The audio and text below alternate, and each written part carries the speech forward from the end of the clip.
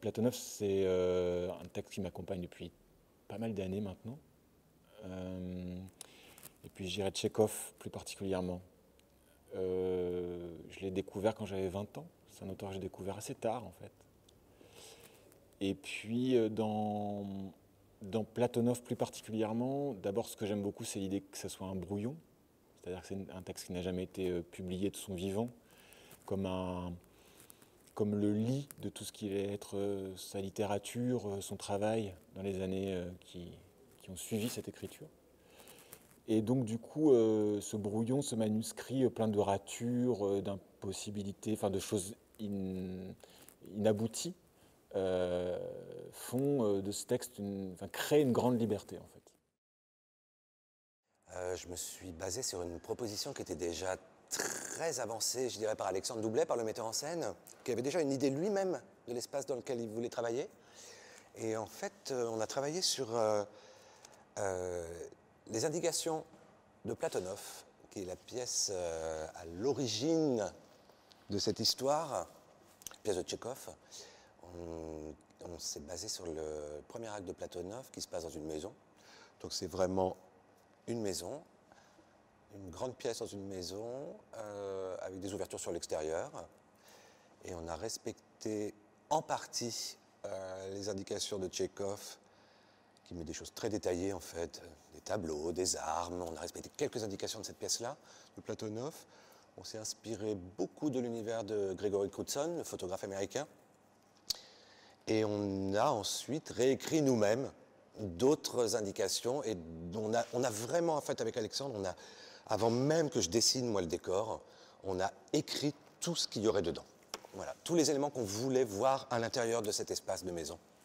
Le mobilier, les détails, pas tous les détails, mais vraiment, on est allé très vite dans le détail, dans des choses assez précises. La lumière de ce spectacle, c'est parti d'il y a l'année dernière, je crois, ou il y a 2 ans, je ne sais plus, Alexandre m'en avait parlé. Donc on en parle un jour, après pendant 4 mois on n'en parle plus, puis hop, des choses nous viennent à l'esprit, on en reparle, voilà, ça se construit comme ça. On est beaucoup parti des images de Gregory Crewdson, donc des photos de Gregory Crewdson. Voilà, c'était vraiment un élément de base pour la lumière, en tout cas, et pour le décor aussi.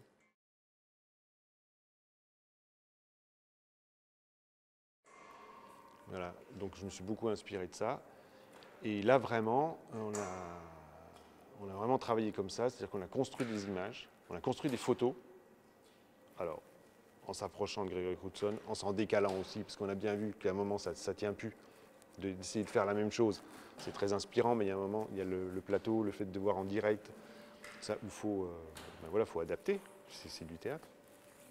Donc on est vraiment parti de là, et on a construit des images, voilà, comme ça. Vraiment, là, c'est ce qu'on a fait. Ça se rapproche un peu du travail qu'on fait en danse aussi. Hein. Ouais.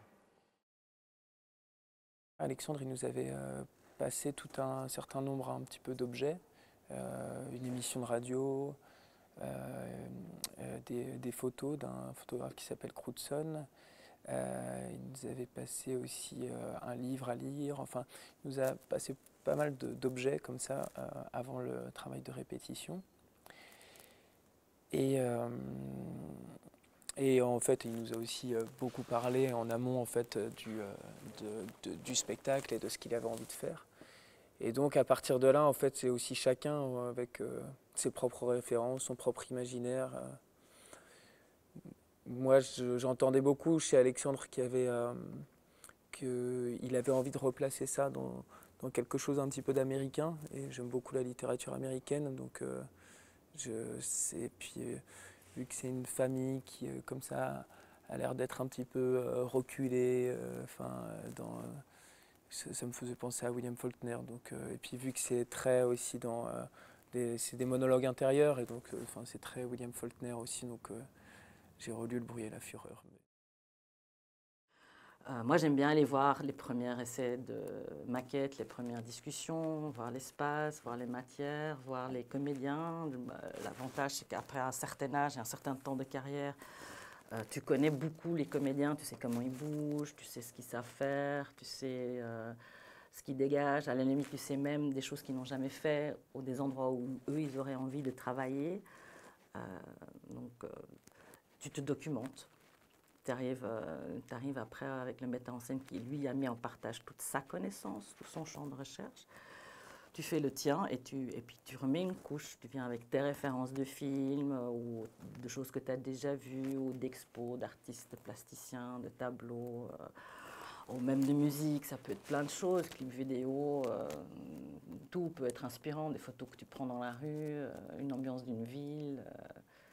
En fait, tout est matière qu'on peut transposer, faire de la matière concrète pour le plateau.